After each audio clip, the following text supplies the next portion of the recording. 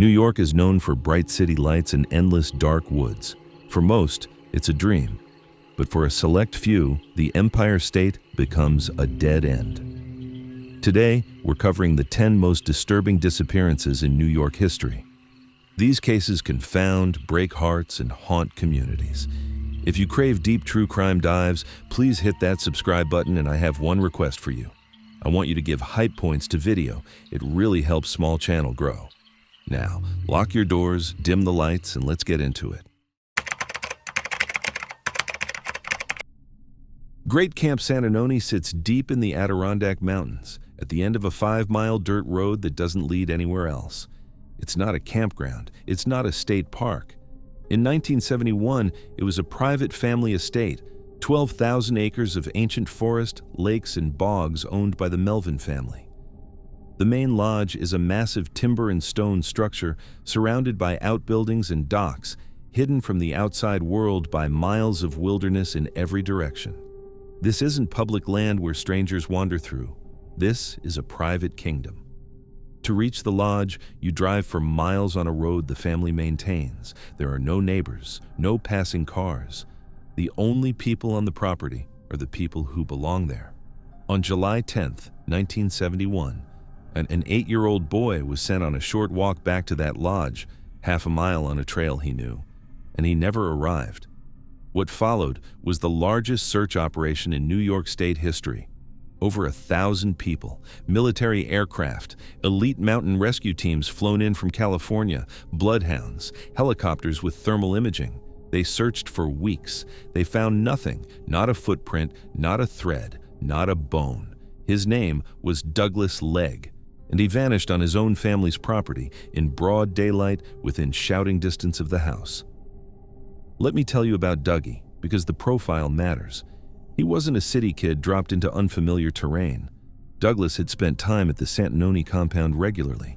He knew the trails, the landmarks, the rhythms of the property. His family described him as a budding outdoorsman, a mini woodsman who paid attention to the woods with a natural instinct that impressed the adults around him. He was almost 9, a month shy of his birthday, smart, curious, and physically capable for his age. Old photographs show a boy with a sharp, knowing expression. But on the day he disappeared, there was one critical vulnerability. Douglas was wearing shorts, just shorts and a shirt, and the terrain around Santanoni is not forgiving. The surrounding landscape is a brutal tangle of bogs, choking brush, and tight spruce thickets, so dense that adult searchers later reported they couldn't physically fit between the trees. The forest floor is deceptive. What looks like solid ground can be a swamp that swallows your legs to the knee. That's the world Douglas walked into, and the world that apparently never let him out. July 10th, 1971. A summer Saturday. The extended Melvin and Legg families are gathered at the Santanoni Lodge for a retreat. After lunch, a group sets out for a hike around the property. Douglas joins them, walking along behind his uncle, Myron Melvin. The trail is familiar, well-worn, the kind of path the family has walked for generations. But as they push farther along, they hit a thick patch of poison ivy sprawling across the trail. Douglas is in shorts. His bare legs are completely exposed. Uncle Myron makes a sensible decision. He tells Dougie to turn around, head back to the lodge, and change into long pants. The distance is about half a mile, a straight shot on a known trail. For an 8-year-old who knows the property, it's a 5-minute walk. And Douglas turns around and starts heading back. A brother and a cousin spot him briefly on a nearby ridge. He's about 50 to 60 yards from the main lodge, close enough that you could yell his name from the porch and he'd hear you. And then he's gone. The hiking party returns to the lodge. Douglas isn't there. He hasn't changed his clothes. He hasn't come inside. The family searches the immediate area. Nothing. The trails, nothing. The shoreline, nothing. What follows is an operation of staggering scale. Over the next several weeks, more than 1,000 people descend on the estate. State police, forest rangers, volunteer search teams. The family charters a private plane and flies in an elite mountain rescue team from Sierra Madre, California, world-class experts in alpine survival. The military deploys aircraft with heat-detecting technology to run thermal sweeps. Specialized bloodhounds are brought in. Gary Carter, the first professional searcher on the scene, spends 40 days crawling through the brush on his hands and knees. He orchestrates the draining of a beaver swamp. The result? Nothing. Not a single confirmed trace of Douglas Legg. Let's stop and think about this, because the scale of the search versus the scale of the silence is the central impossibility. Theory 1. Lost to the elements. This is the prevailing official theory. Douglas got slightly turned around. Maybe he followed a deer path instead of the main route. In terrain this dense, you can lose your bearings in minutes. Once disoriented, an 8-year-old in shorts, exposed to bogs, spruce thickets, on nighttime temperatures that plunged into the 30s, could succumb to hypothermia within hours. A wilderness expert from SUNY Potsdam named Adam Wheeler offered a compelling psychological layer. He suggested Douglas's wood-savvy nature may have worked against him. Instead of staying put, which survival training teaches, a confident kid would try to self-rescue. He'd keep moving. And because he was small, he could push into the tight spruce thickets where adult searchers physically couldn't follow. His size became an advantage for getting deeper into trouble and a disadvantage for being found. That's reasonable. But here's the problem. 1,000 people searched that property. Not weekend hikers, trained professionals, elite mountaineers, military personnel with thermal imaging. They brought bloodhounds specifically bred to track human scent through wilderness. They drained a swamp. They searched for over a month, and they didn't find a single footprint, not a scuff mark in the mud, not a torn piece of fabric on a thorn, not a hair. An 8-year-old boy wearing shorts, pushing through dense brush and soft earth, leaves physical evidence. The mechanics of a human body moving through vegetation demand it, and yet the dogs found nothing. The cameras found nothing. 1,000 pairs of eyes found nothing. The California Mountain Rescue Team, people who tracked lost hikers across the Sierra Nevada, were so thoroughly beaten by the Adirondack terrain that they abandoned the search empty-handed. The spruce thickets were so tight, the bogs so deceptive, that even world-class professionals couldn't penetrate the landscape. The theory, too, is animal attack. The Adirondacks have black bears. They have coyotes. Could an animal have taken Douglas? Here's the thing about animal predation on a human. It's not clean. A bear or large predator attacking a child creates a violent scene. Blood, disturbed earth, torn clothing. The bloodhounds would have detected the scent of blood almost instantly. A drag trail through brush leaves unmistakable physical evidence. None of that was found. No blood, no disturbed ground, no torn fabric, no animal tracks converging on a struggle site. The woods were silent and undisturbed, as if Douglas had simply stopped existing between one step and the next. Theory 3. Stranger abduction. And this is where the logic breaks down entirely. Santanoni is a 12,000-acre private estate, miles deep into the wilderness, accessed by a single dirt road. To kidnap Douglas, a stranger would have to trespass deep into private property, navigate miles of road without being seen, intercept the child during the tiny window when he was alone on the trail, a window of maybe 5 minutes, and escape back out through miles of wilderness carrying or leading a child without leaving a trace. Uncle Myron Melvin passed a rigorous polygraph. The extreme remoteness makes a random predatory encounter almost statistically impossible. Nobody was out there who wasn't supposed to be. And yet, the boy is gone. The decades since have produced false leads that only deepen the frustration. In 1993, a man in Montana claimed he'd found a child's skull in the Santanoni Swamp in 1973, but never reported it because he was AWOL from the military. A massive re-excavation followed. Nothing. In 2012 and again in 2020, divers found suspected bone fragments in Newcomb Lake. Forensic anthropologists examined them. Non-human, animal bones. Every lead has dissolved into the same answer: nothing. The estate was eventually donated to New York State. Today, it's a historic preserve, open to hikers and tourists who walk the 5-mile road to the old lodge. People take photographs of the architecture and the lake views. Most of them don't know that somewhere in those 12,000 acres, in the bogs, the brush, the deep spruce thickets, is the answer to what happened to an 8-year-old boy on a summer afternoon in 1971.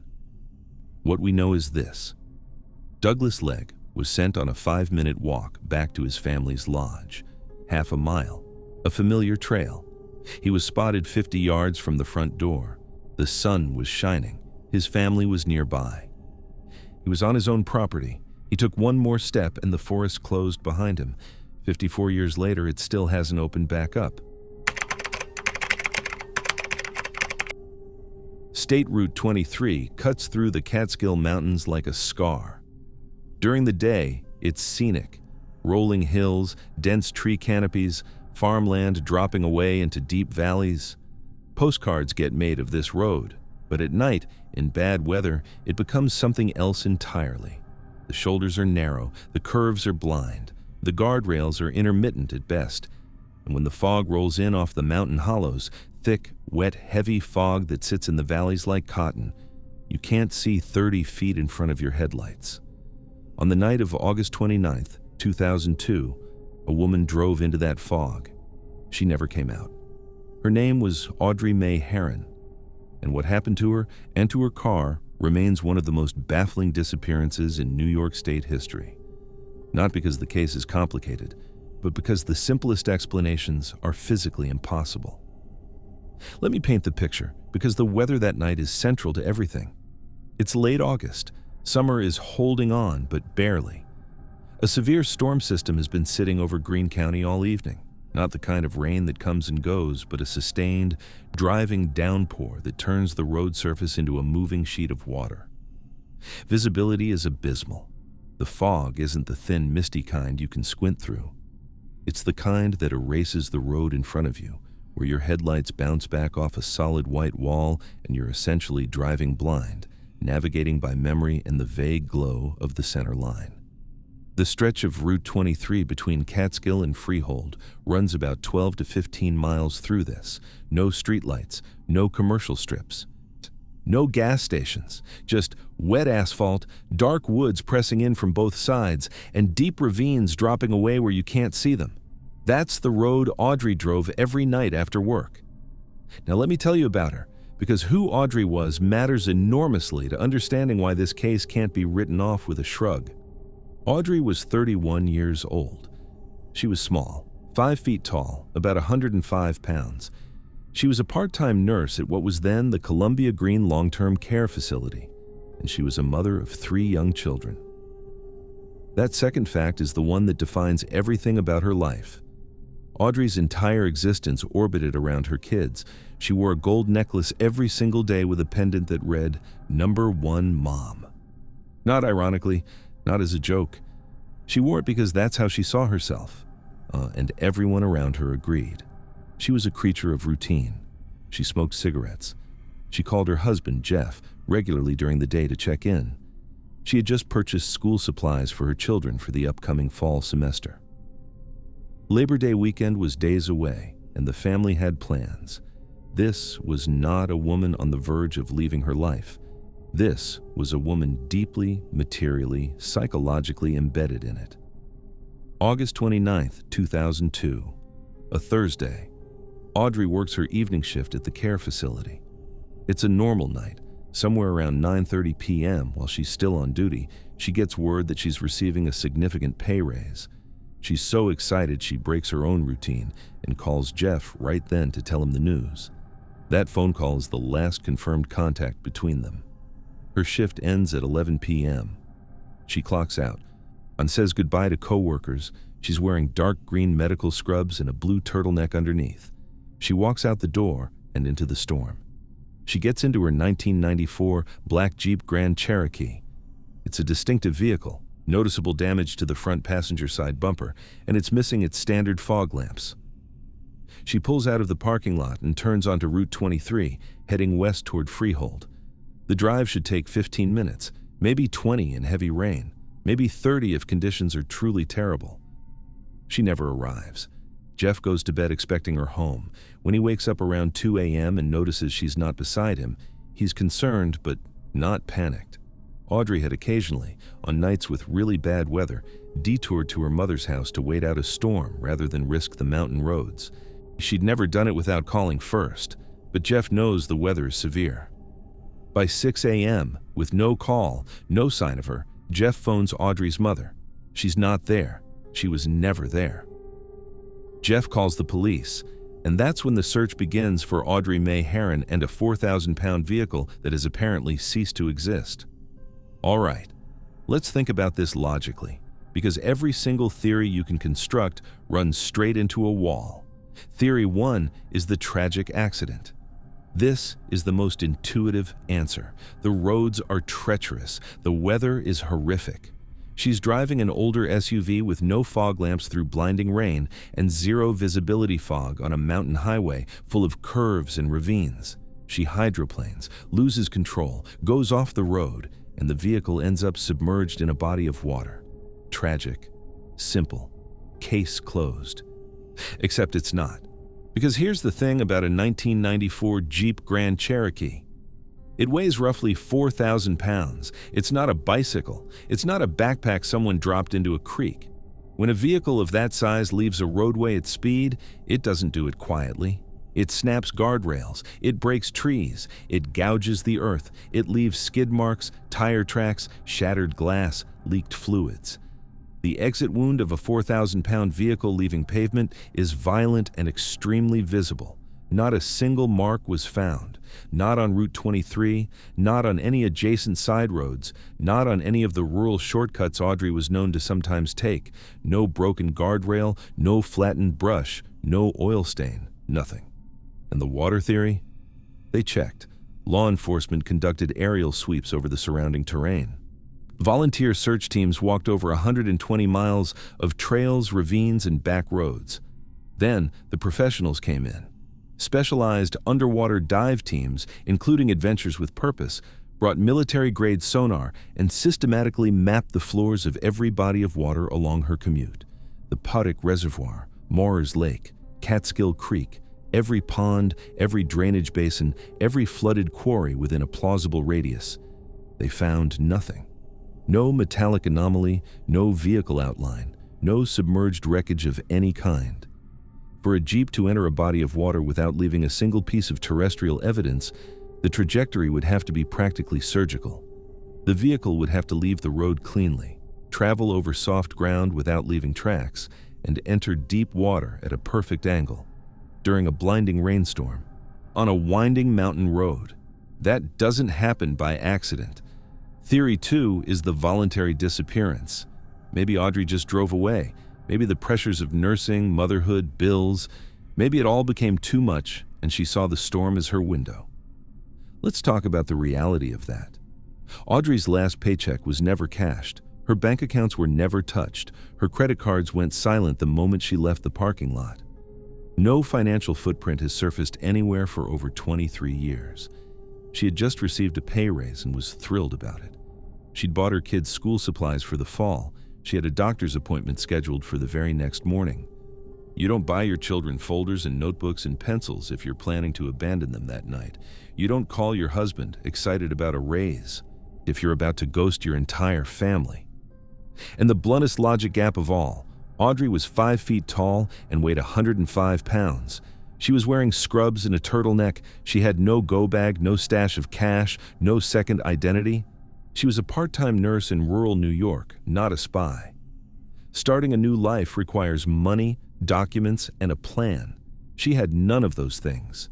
Theory 3 is foul play. And this is where the case shifts into darker territory. What if someone stopped Audrey on that road? A person she knew or a stranger? Maybe someone flagged her down? In that kind of weather, on that kind of road, at that hour, the isolation is total. There are no witnesses, no passing cars, just you, the rain, and whoever is standing in your headlights. Police have investigated this angle. They've looked at properties belonging to known local offenders. They've classified the disappearance as suspicious. In May 2008, Audrey was featured on a specialized deck of cold case playing cards distributed through the state prison system, a tactic designed to jog the memory of incarcerated individuals who might know something. But here's the problem with foul play, and it's a massive one: the car. If someone intercepted Audrey and took the vehicle, they now have a 4,000-pound problem. A 1994 Jeep Grand Cherokee is not something you can hide in a closet. To make that vehicle disappear permanently for over 2 decades, you would need to crush it at an industrial facility, disassemble it into untraceable parts, bury it deep underground, or sink it in water nobody has searched. And you'd need to accomplish this in a torrential rainstorm, at night, without being seen, and without leaving evidence at the interception point. No broken glass on the shoulder, no scrape marks, no blood, no abandoned personal effects. Nothing to suggest anything happened on that highway that night. Whether the threat was domestic or external, the central impossibility remains. Where is the car? A body can be hidden, a body can decompose, but 4,000 pounds of steel and glass doesn't just evaporate. It has to be somewhere. And in 23 years, nobody has found it. The searches have never fully stopped. Investigators rotate. Tips come in occasionally. Technology improves. Every few years, a team goes back out with better sonar, newer drones, updated databases. Every time, they come back with the same answer: nothing. Audrey's 3 children have grown up without her. The school supplies she bought them before her final shift have long since been used and thrown away. The gold necklace with the #1 mom pendant, wherever it is, has been missing as long as she has. What we know is this: a 31-year-old mother finished her shift at a nursing home on a rainy Thursday night. She was happy. She'd just gotten a raise. She had plans for the weekend. She walked out to her Jeep, started the engine, and turned onto a dark mountain highway. Somewhere between the parking lot and her front door, a distance of 12 miles, Audrey May Herron and 4,000 pounds of American steel drove into the fog. And the fog kept them both. There's a road called Wellman Road in the town of Boosty, just outside Jamestown, New York. It's the kind of road that doesn't announce itself, just cracked pavement lined with trees whose branches form a canopy so thick the sunlight barely reaches the ground. The houses are spaced far apart. The nearest neighbor might be a quarter mile away, and beyond the properties, the woods begin. Dense, tangled, stretching toward the Wellman State Forest in every direction. On October 28, 2008, a Tuesday afternoon, a woman drove home to this road after running errands. She pulled into her driveway. She carried groceries inside. She started to go about her day. And then something happened inside that house that left a single shoe lying at the bottom of the staircase. Her name was Corrie Anderson. She was 36 years old. And the trail of evidence she left behind, the shoe, the keys, the blood, maps out a nightmare that no one has been able to fully reconstruct in over 17 years. Let's talk about who Corrie was, because understanding her daily life is the key to understanding why this case cannot be explained away. Corrie was a mother of 3. That wasn't a footnote in her life, it was the entire text. Her world revolved around her kids, their school schedules, their pickup times, their meals, their homework, their bedtimes. She worked part-time at the Jamestown Community College Library, a job that gave her enough flexibility to manage the relentless logistics of single motherhood. She was tall, 5'11", with chin-length blonde hair and green eyes, and she carried herself with the kind of focused, forward-moving energy you see in people who don't have a spare minute in their day. But underneath the busy routine, there was fear. Corrie was in the middle of a contentious separation from her estranged husband, Ken Anderson. It wasn't the kind of split where 2 people quietly divide the furniture and move on. It was bad enough that Corrie had gone to court and obtained an active judicial order of protection against him, a legal document that formally declared, "This man is a threat. Stay away." That order of protection is the shadow that hangs over everything that follows. Corrie wasn't a woman floating through life unaware of danger. She knew danger had a name. She had taken legal steps to put a wall between herself and that danger, and despite all of it, she vanished. October 28, 2008, a Tuesday, overcast, brisk.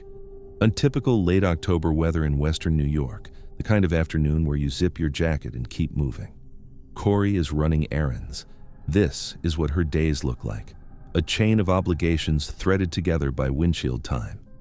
Around 1:10 p.m., she stops by the Lake City Dodge dealership on Washington Street in Jamestown to visit her current boyfriend, who works there. It's a brief, completely ordinary visit. They chat.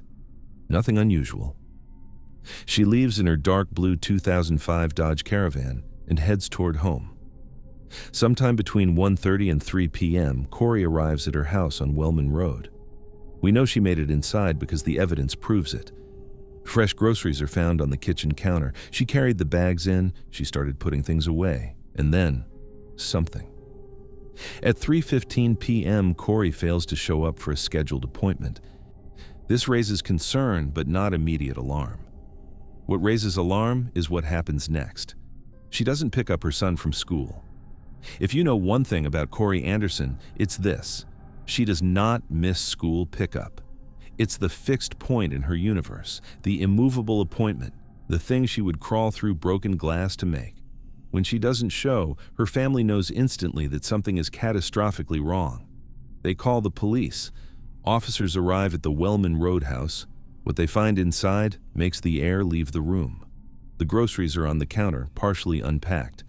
And at the bottom of the staircase, sitting alone on the floor, is one of Corrie's shoes. Just one.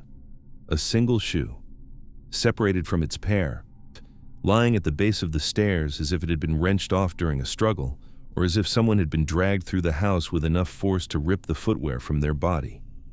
Corrie is gone. Her van is gone. 2 days later, on October 30th, a hunter walking through a remote area off Courtright Road in Boosty spots the dark blue Dodge Caravan. It's sitting in an overgrown field near a gas well, roughly 2 miles from Corrie's home. The van didn't drive itself there on a paved road. It was accessed via a half-mile stretch of rough terrain through dense woods, the kind of route you'd only know if you were intimately familiar with the local landscape. Inside the van, investigators find blood, not a smear, not a trace, a pool. Outside the van, scattered in the tall grass of the field, they find Corrie's car keys and her other missing shoe. One shoe at the bottom of the stairs, the other shoe in a muddy field 2 miles away, the keys tossed in the dirt, blood in the van, and Corrie nowhere. All right, let's think about this, because the physical evidence tells a horrifying story, but every theory you try to build around it collapses in a different place. Theory 1 is the voluntary disappearance. Let's get this one out of the way fast because it doesn't survive even basic scrutiny.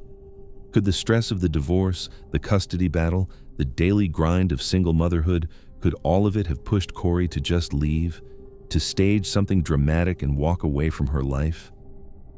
Let's be completely real here. A fiercely devoted mother does not forget to pick up her son from school. That's the single fact that demolishes this theory before it even gets started. Corrie didn't miss that pickup because she chose to.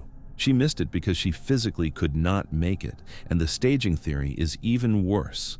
A woman staged her own disappearance by leaving a pool of her own blood in her minivan, throwing her keys in the dirt, kicking off one shoe at the staircase and the other in a muddy field. And then, what? Hopped away barefoot into the woods to start fresh? With no money, no car, no identification? In 17 years, no financial trace, no sighting has ever surfaced. This theory is dead. Theory 2 is the random carjacking. Maybe a stranger targeted Corrie, a crime of opportunity. Someone sees a woman alone at a rural property, forces their way in, assaults her, takes the van, and dumps it. But here's the logic gap. If a stranger carjacks you, their goal is the car or your money. So why drive the stolen van to an isolated field 2 miles away and abandon it next to a gas well? A random criminal doesn't know those back roads. That field isn't on any map a stranger would consult. It's the kind of place you only know if you've lived in the area, walked those woods, and know exactly which dirt track leads where. The van wasn't dumped on a highway shoulder. It wasn't left in a parking lot. It was deliberately placed in one of the most remote, hidden locations within a 2-mile radius of Corrie's home. That's local knowledge. That's someone who knew the terrain. Theory 3 is about the targeted attack. And this is where the case becomes very dark and very specific. Corrie had a court-ordered protection order against her estranged husband, Ken Anderson. That's not a casual document. A judge reviewed evidence and determined this individual posed a credible threat. The physical evidence inside the house tells a story of ambush.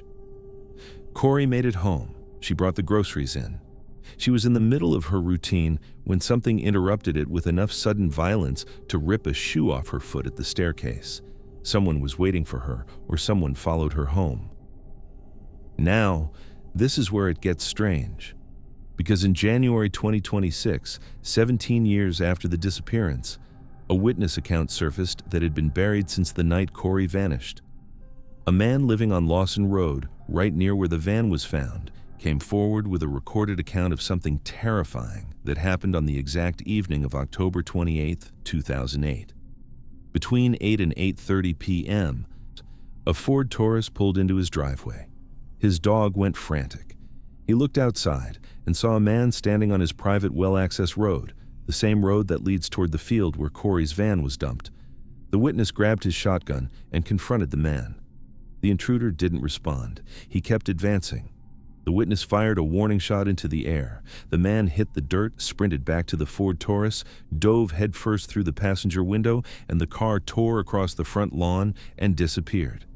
The witness described the suspect in detail, roughly 6'1", 160 to 175 pounds, wearing a red hat.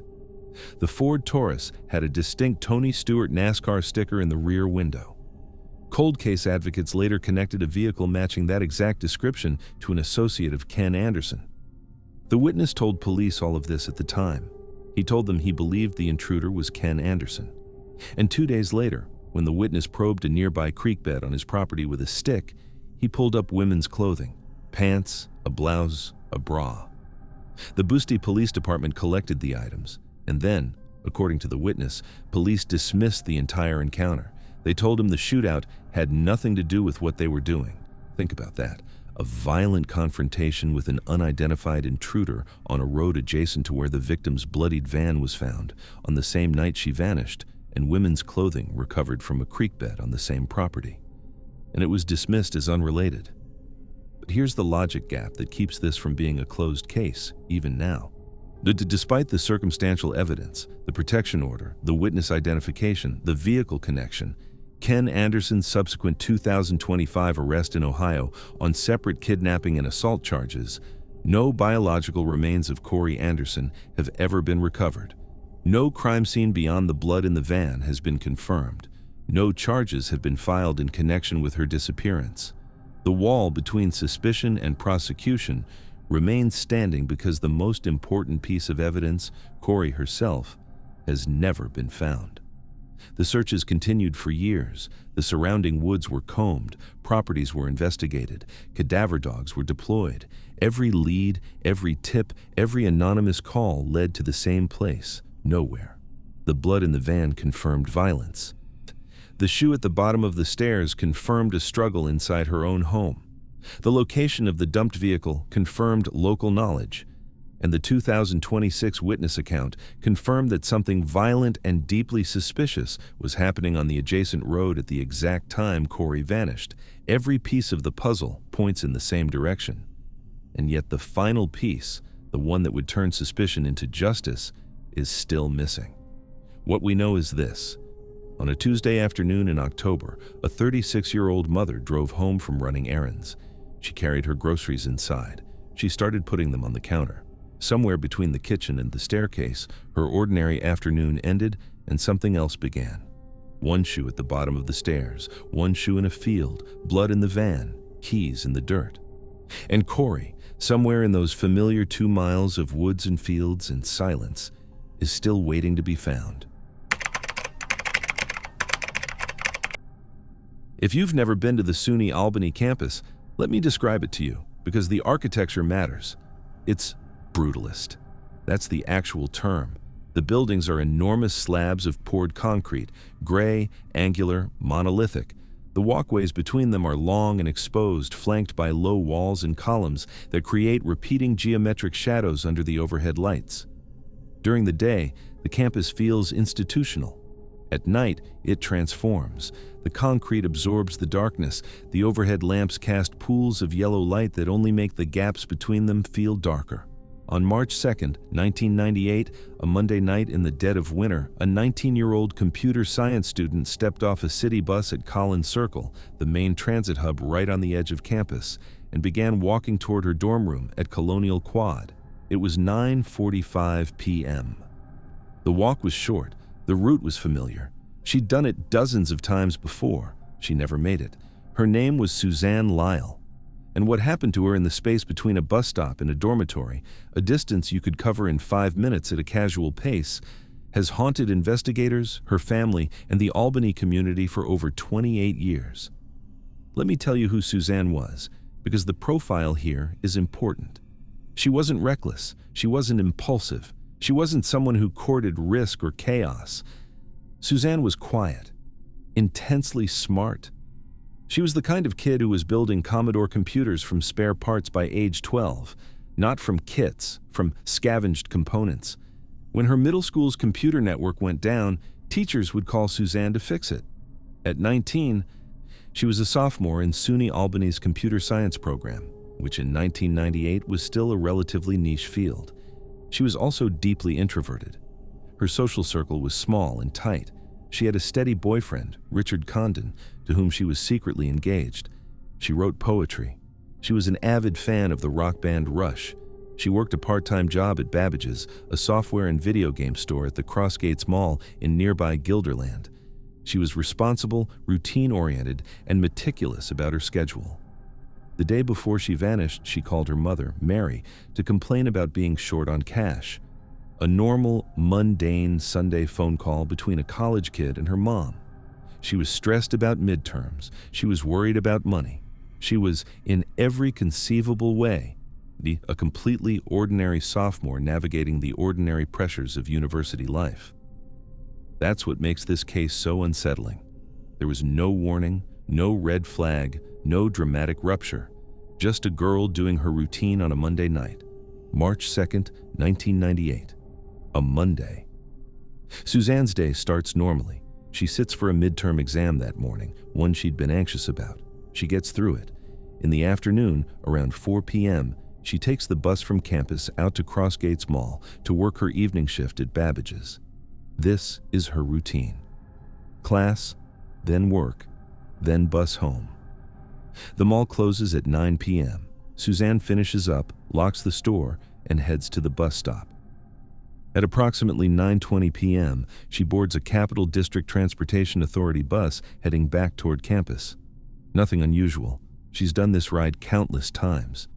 The bus rolls through the dark suburban streets, makes its stops, and arrives at Colin Circle on the SUNY Albany campus at roughly 9:45 p.m.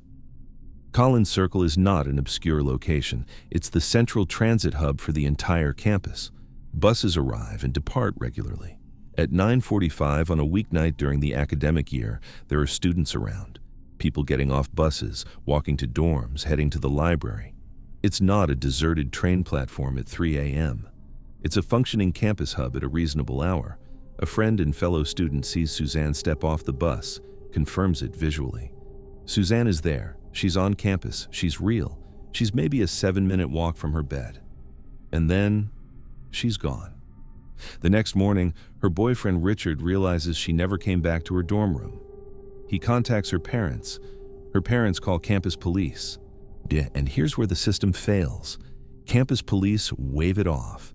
She's 19. She's an adult. Maybe she's at a friend's house. That delay, those lost hours of institutional shrugging, would later become a source of profound, justified anger for the Lyall family and would eventually reshape federal law. But the real bombshell comes the next day. On March 3rd, at approximately 4 p.m., roughly 18 hours after Suzanne was last seen, her debit card is used at a Stewart's Shops convenience store. The location is at the intersection of Central Avenue and Manning Boulevard, about 2 miles southeast of campus. It's a commercial zone Suzanne was not known to visit. The transaction is for $20, and the PIN is entered correctly. First try, no mistakes. Hold that thought, we're coming back to it. 2 months later, in May, A search team discovers Suzanne's Babbage's retail name tag lying in a parking lot. It's found approximately 90 feet from the Colin Circle bus stop. 90 feet. That's less than the length of a basketball court. Whatever happened to Suzanne Lyall happened fast, and it happened close. All right, let's pull this apart because none of the standard explanations survive contact with the actual evidence. First theory, they ran away. Maybe Suzanne cracked. Midterms were coming. She was broke. She was stressed. Maybe she saw the bus stop as her exit and just walked away, started fresh somewhere. Let's look at what she left behind. Her glasses, her contact lenses, her identification, her personal belongings, still sitting in her dorm room as if she'd be back in 10 minutes. Suzanne had poor eyesight. She needed corrective lenses to function normally. You don't start a new life in a new city if you can't clearly see the street signs. And then there's the money. If you are running away to build a new identity, your first move is to drain your bank account. You take everything. You need cash to survive. Suzanne's account was accessed exactly once after she vanished. That $20 withdrawal at the steward's shop. $20. That's it. Not $200, not $2,000. $20. Think about the logic of that. If Suzanne herself made that withdrawal, she was starting her bold new life on the run with a single Andrew Jackson and no glasses. If someone else made that withdrawal, they had her card and they knew her PIN. Either way, the $20 transaction doesn't support a runaway narrative. It's too small to fund an escape and too precise to be a random guess. No financial activity has ever surfaced since. No bank account, no tax return, no employment record, no medical visit, not in 28 years. People who voluntarily disappear eventually surface somewhere in the system. Suzanne hasn't. Another theory is about campus abduction. This is the theory that keeps parents up at night. A predator lurking near the bus stop waits for a student walking alone. Suzanne steps off the bus, starts toward her dorm, and is grabbed. The name tag found 90 feet from the bus stop supports a blitz-style attack, something fast, sudden, and violent enough that her personal effects scattered on impact. If she'd been walking and gradually dropping items over a longer distance, you'd expect a trail. Instead, you get a single item, close to the stop, suggesting the encounter happened almost immediately after she left the bus. But here's the problem. Colin Circle at 9:45 p.m. on a Monday during the school year is not an empty parking garage. Other students were in the area. The bus she arrived on carried passengers who dispersed into the same space. How does someone subdue a 19-year-old woman who, at 175 pounds, was not physically small, force her into a vehicle, and drive away without a single person hearing a shout or seeing a struggle? No one reported anything. No screams. No sounds of a car door, no suspicious vehicle. The campus, with all its students milling about, simply absorbed the moment and moved on. Police did investigate a known sex offender who had been operating in the Albany area. The man was eventually located in Illinois, interviewed extensively, and ultimately cleared. The lead evaporated. Third theory is about the ATM and someone she knew. Now, this is where it gets strange, because the ATM transaction is the single most important piece of evidence in this case, and it points in a direction that most people don't want to look. The PIN was entered correctly. On the first attempt, no errors, no failed tries. Whoever stood at that Stewart's Shop ATM at 4 p.m. on March 3rd knew exactly what Suzanne's personal identification number was. According to sworn statements from her parents and from investigators, only two people on Earth knew that PIN, Suzanne herself, and her boyfriend, Richard Condon. Now, let's be clear. Multi-decade investigations by the New York State Police have not produced physical evidence or a provable motive linking Richard or any other member of Suzanne's inner circle to her disappearance. He has been investigated. He has not been charged. There is a canyon of difference between suspicion and proof. But the logic problem remains. If a stranger abducted Suzanne at the bus stop, that stranger would have needed to extract a 4-digit PIN from a terrified victim, keep her hidden, travel 2 miles to a convenience store the next afternoon, and calmly withdraw $20 in public during daylight.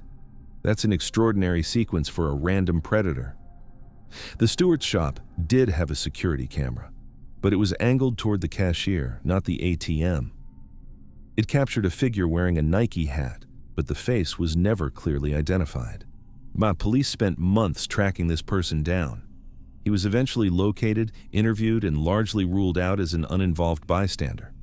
So the person who used Suzanne's card, who knew her PIN, who walked into a convenience store 18 hours after she vanished and withdrew $20 with surgical calm, has never been identified. That person is either Suzanne herself, which means she was alive and mobile the next afternoon, and then vanished permanently with $20 and no glasses, or that person is someone who knew her intimately enough to possess her PIN.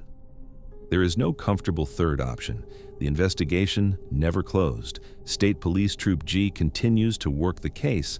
Tips still come in. Suzanne's distinctive jewelry, a silver frog ring, a fluted bow ring, a necklace with a runic S medallion, has never surfaced at a pawn shop, a second-hand store, or an evidence locker anywhere in the country.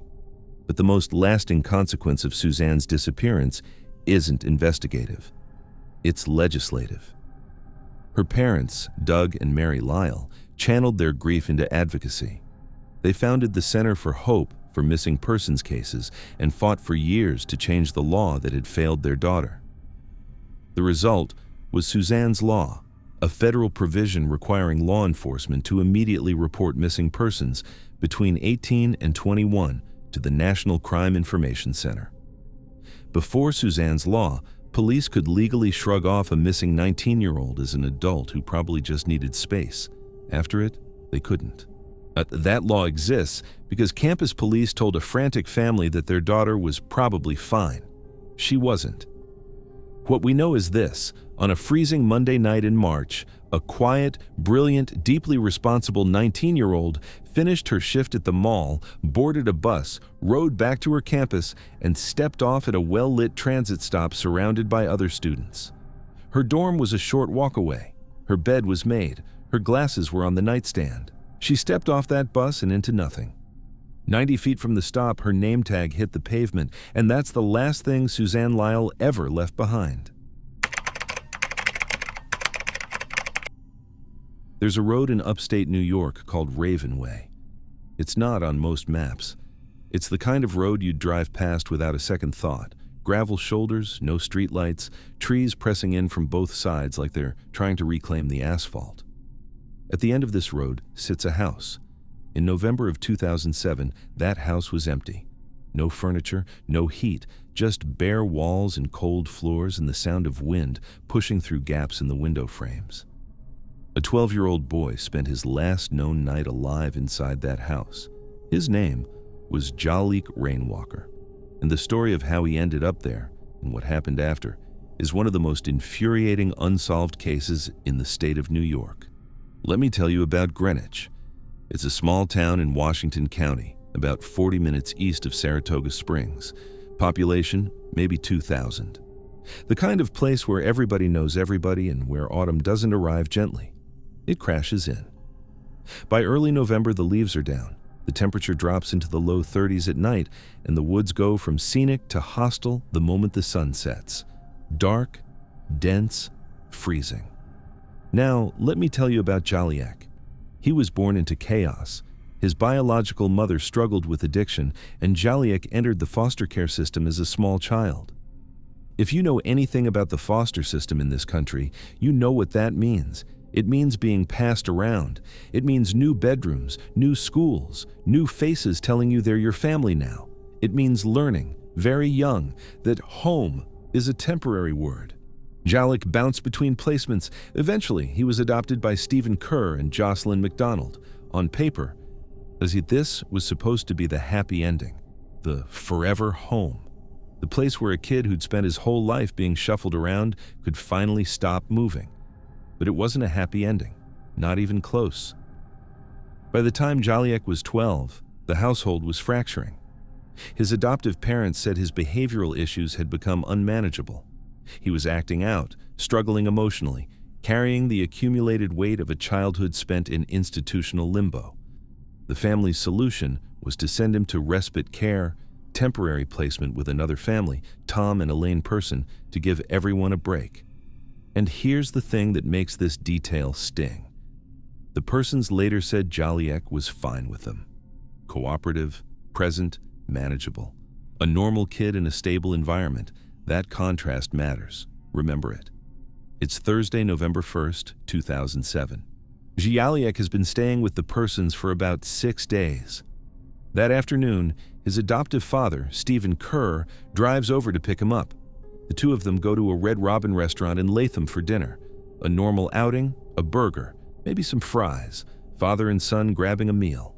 But here's where the evening takes a turn that, in hindsight, feels deeply wrong. After dinner, Stephen doesn't drive Jaliek back to the family's primary residence. Instead, he takes the boy to a different property, his parents' house on Ravenway Road in Greenwich. The house belonging to Jaliek's adoptive grandfather. And this house is vacant, completely empty, no furniture, no heat running, no warm bed waiting, just an unoccupied shell of a building sitting at the end of a dark rural road in early November. Think about that. You've just picked up your 12-year-old adopted son from a respite family. You took him to dinner. And instead of bringing him to a functioning home with heat and beds, you're driving him to an empty, freezing house in the middle of nowhere to spend the night. Stephen Kerr says they went to sleep that night. Everything was normal. The next morning, November 2nd, Stephen says he wakes up around 7:30 a.m. and Jaliek is gone. The boy's yellow fleece jacket is missing. But his heavier winter coat, the one you'd actually need to survive a November night in upstate New York, is still in the house. Stephen calls the police. He tells them his son has run away. And sitting on a surface in that cold, empty house is a note, a handwritten note, supposedly from Jaliek, saying he feels like he doesn't belong anywhere, that he doesn't want to be a bother to anyone anymore. A goodbye letter from a 12-year-old. Within hours, a massive search operation kicks into gear. State police, forest rangers, search and rescue teams from the lower Adirondack and North Country regions. They fan out across the woods around Ravenway. They search near the Battenkill Country Club. They comb through fields and creek beds and dense brush. Nothing. Not a footprint, not a thread from the yellow fleece, not a single physical trace that a child had walked out of that house and into the surrounding wilderness. Jaliek Rainwalker had simply vanished. All right, let's slow down and actually think about this, because the official narrative, the one Stephen Kerr told police that morning, starts falling apart almost immediately when you apply even basic logic to it. First theory is runaway. Stephen and Jocelyn maintained that Jaliek ran away.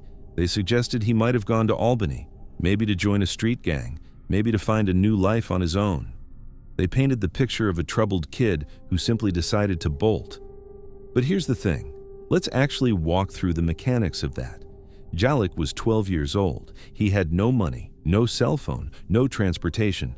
Greenwich is surrounded by farmland and woods, connected to the outside world by 2-lane roads that see almost zero traffic at night. Albany is roughly 35 miles away. How does a 12-year-old with no resources cover 35 miles of freezing rural highway without being seen by a single person? Without stopping at a gas station, a house, a store? And here's the detail that absolutely guts this theory. The winter coat. Jaliek supposedly grabbed his thin yellow fleece and walked out into temperatures hovering around freezing. He left his heavy winter coat behind. A child running away makes impulsive decisions, sure. But even a panicked 12-year-old understands cold. Even a kid in crisis grabs the warm jacket when it's 30 degrees outside. You don't choose the thin layer over the thick one, not voluntarily. In 17 years, not a single confirmed sighting of Jaliek Rainwalker has surfaced. No school enrollment, no hospital visit, no arrest, no social media account. For a child to successfully disappear and sustain a new life completely off the grid, starting at age 12 with zero resources, that doesn't happen. Second theory is about the note. Now let's talk about this goodbye letter. It's because it's one of the strangest pieces of evidence in the whole case. On its face, it reads exactly like what you'd expect from a troubled kid saying goodbye. I don't belong here. I don't want to be a bother. Heartbreaking. And Stephen pointed to it as a definitive proof that Jaliek chose to leave. But Jaliek's respite mother, a lane person, took one look at that note and recognized it. She said it wasn't a suicide note or a farewell letter at all. It was a repurposed school assignment, an old piece of homework Jaliek had written, recycled and reframed to look like a goodbye. The text, the phrasing, the structure, she'd seen it before. It was schoolwork. Think about what that means. If the note was genuine, written in the moment by a distraught child making a spontaneous decision to flee, it would be raw, emotional, specific to that night. Instead, it's a repurposed document. Someone took an existing piece of Jaliek's writing and staged it to look like evidence of a runaway. A 12-year-old doesn't do that. A 12-year-old in crisis doesn't dig through old homework, find a passage that vaguely sounds like a farewell, and carefully place it where it'll be discovered. That's not the behavior of a panicking child. That's the behavior of an adult constructing a narrative. Last theory is about the adoptive father, and this is where the whole thing gets dark. Police quickly zeroed in on Stephen Kerr as a person of interest. The reasons were piling up. He was the last person to see Jaliek alive. He brought the boy to an empty, unheated house with no witnesses. His story had inconsistencies, and his behavior after the disappearance raised every red flag in the book. Stephen and Jocelyn refused to cooperate with police interrogations. They lawyered up almost immediately. They publicly accused the police department of running a crusade against them. And within months of their adopted son vanishing into thin air, they packed up their lives and relocated to West Rupert, Vermont. They just left. Then there's the jacket. Remember? Stephen told police Jaliek was wearing his yellow fleece when he disappeared. 7 months later, in July 2008, Jaliek's adoptive grandmother, Barbara Reilly, went into that vacant Greenwich house and found something that should have blown the case wide open. She found the yellow fleece jacket. Inside the house. The exact jacket Stephen said the boy was wearing when he walked out the door. Let that sink in. The father told police his son left wearing that jacket. The jacket never left the building. And then, in February 2008, another bizarre wrinkle. An anonymous letter arrived at local media outlets claiming Jaliek was alive, that he'd been picked up at mile marker 30 on State Route 40, and that whoever took him needed a foot soldier for this war on drugs. The phrasing was cinematic, theatrical. It read like a movie script, not a genuine communication from a drug organization. Investigators treated it as a manufactured distraction, a red herring designed by someone who desperately wanted police looking anywhere except at that house on Raven Way. But here is the logic gap that keeps this case from closing. If Stephen Kerr harmed Jaliek that night, he had roughly 12 hours to make a body disappear.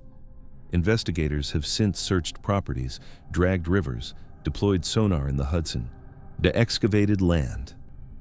In 2017, a skull found in the Hudson River belonged to an adult. In October 2024, another skull was discovered in Burden Pond Preserve in Troy. Forensic analysis is still pending. But so far, after nearly 2 decades of searching, not a single confirmed piece of Jaliek's remains has ever been recovered. No primary crime scene has been identified, no murder weapon, no DNA evidence linking anyone to a specific act of violence. The case was reclassified as a probable homicide in December 2012, but probable isn't proven, and without a body, without physical evidence, without a confession, the wall between suspicion and justice remains standing. The FBI got involved, national media covered it, age progression photographs have been circulated for years, showing what Jaliek might look like as a young man. Community vigils are still held in Greenwich, but the trail is frozen. It has been frozen since the morning of November 2, 2007, when a man called police to report his adopted son missing from an empty house on a dead-end road. Jaliek Rainwalker spent his entire childhood looking for a home. He was moved from placement to placement, family to family, told again and again that this time it would be different, this time would be permanent. And when he finally arrived at what was supposed to be his forever home, he disappeared from it in the middle of the night. All that's left is a repurposed homework assignment made to look like a goodbye, a yellow fleece jacket that was supposed to be gone but wasn't, and 17 years of silence. A boy who spent his whole life searching for a place to belong. And the place that was supposed to keep him safe is the last place anyone ever saw him. There's a department store in Lower Manhattan called Century 21. If you've never been, picture this. Fluorescent lit racks crammed together, discount designer labels, the low hum of 100 shoppers moving through aisles that smell like new fabric and old carpet. On September 10th, 2001, a woman walked through those aisles, browsed dresses, picked out bed linens. She paid for her things, grabbed her shopping bags, and walked out the front door at 7:15 in the evening. The security camera caught her leaving. Across the street, towering over everything, stood the Twin Towers. She lived 3 blocks away, less than a 10-minute walk, and somewhere in those 3 blocks, in a city of 8 million people, on one of the last completely ordinary nights America would ever have, Dr. Sneha and Phillip simply stopped existing. Nobody noticed, because by the next morning, the whole world was on fire. Let's set the scene properly, because the geography here is everything. It's Monday evening, September 10th, 2001. Lower Manhattan is doing what it always does, grinding down toward the end of a late summer workday. The air is heavy and damp. A rainstorm had swept through that afternoon, slicking the sidewalks, chasing people under awnings and into storefronts. By early evening, the rain has tapered off, but the streets still have that particular wet city gloss where the headlights of passing cabs streak across the pavement like brushstrokes. Sneha lives in Battery Park City in an apartment on Rector Place. If you stood on her block and looked up, you'd see the World Trade Center filling your entire field of vision. The North Tower, the South Tower, they're not across town. They're not in the distance. They are right there, looming over her neighborhood like a second skyline. Her daily life orbits within their shadow. She's 31 years old, born in Kerala, India. A physician, an internist, doing her residency at what was then St. Vincent's Hospital on Staten Island. On paper, she's exactly the kind of person you'd call accomplished. Medical degree, a husband who's also a doctor, a high-rise apartment in one of the most desirable neighborhoods in Manhattan. But here's the thing. Behind the paper, the picture gets complicated. Sneha was dealing with trouble at work. She was facing disciplinary issues at the hospital. There were court dates. People close to the investigation would later say she had a pattern of occasionally disappearing for a night without telling her husband, Dr. Ron Lieberman. She'd go out, not come home, and show up the next day. It happened enough that Ron didn't always panic when she was gone. That fact, that single behavioral pattern, is the hairline crack that splits this entire case wide open. So it's late afternoon on the 10th. Sneha is off duty. She goes about her day. She feeds her cats. And then she heads out to go shopping at Century 21, the big discount department store directly across from the World Trade Center. This isn't unusual. This is a woman who lives in the neighborhood running an errand. Now let's talk about what she buys, because the specific purchases matter more than you'd think. She picks up dresses, pantyhose, a pair of shoes, and, this is important, bed linens, new sheets, new bedding for her apartment. Think about that for a second. You don't buy bed linens if you're planning to leave your life behind. You don't pick out new sheets for a bed you're never going to sleep in again. That's the behavior of someone who's planning to go home, wash them, put them on the mattress, and climb in. The store's security camera catches her leaving at approximately 7:15 p.m.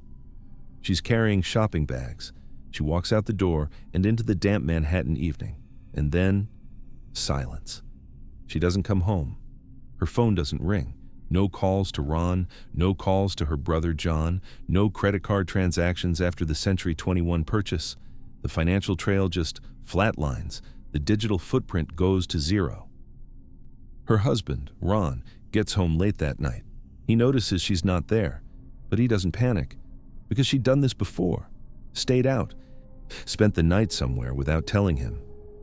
It was a thing, an uncomfortable, unspoken thing between them. So he goes to bed. He wakes up the next morning, September 11th, and she's still not back. At 8:46 a.m., American Airlines Flight 11 hits the North Tower of the World Trade Center, 3 blocks from their apartment. Within hours, Lower Manhattan is a war zone. The air's thick with pulverized concrete and ash.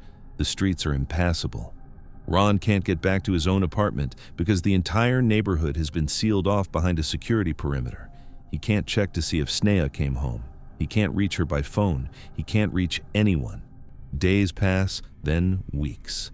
Sneha never surfaces. Not at a hospital, not at a shelter, not at a relative's house, not anywhere. She is gone. Now, this is where it gets strange.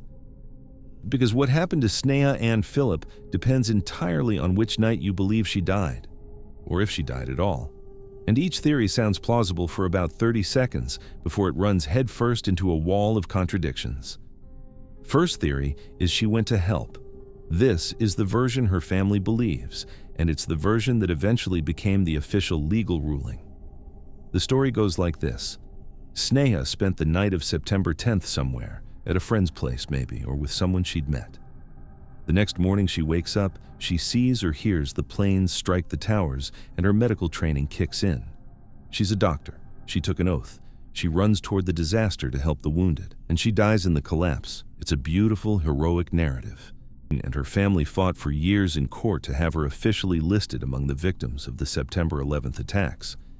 In 2008, a New York appellate court finally granted that ruling. But hold on a second. Let's look at the facts. If Sneha died on the morning of September 11th, then where in the world was she on the night of September 10th? She was last seen on camera at 7:15 p.m. That leaves roughly 13 and a half hours completely unaccounted for. She didn't call her husband. She didn't use a credit card. She didn't swipe into her apartment building. For over half a day, a physician living in one of the most surveilled cities on the planet left absolutely zero trace of her existence. Now, there is one piece of evidence that partially supports this theory, and it's genuinely strange. The security camera in the lobby of her apartment building on Rector Place captured footage on the morning of September 11th, before the first plane hit, showing a woman who looks remarkably like Sneha walking into the building. No shopping bags, just a woman entering the lobby. Her family pointed to that footage and said, "See? She came home that morning, and then she ran out to help." But the footage is grainy.